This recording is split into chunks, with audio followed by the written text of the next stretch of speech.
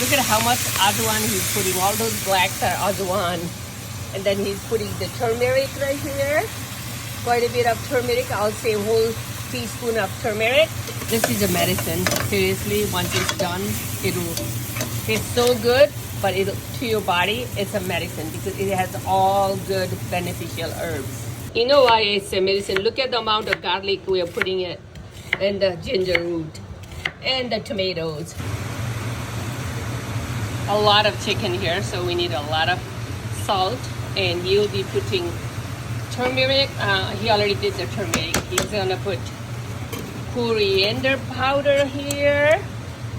Coriander powder, a lot of it. I would say a whole tablespoon. Again, this is the chicken when it's cooked, it's like a medicine because it has so many beneficial herbs dried, and we'll put some fresh cilantro also.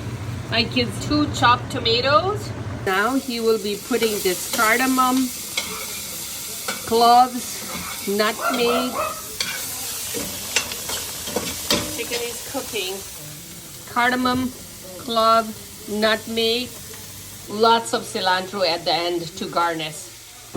Chicken is cooked. It's ready to eat. This is delicious and it is nutritious.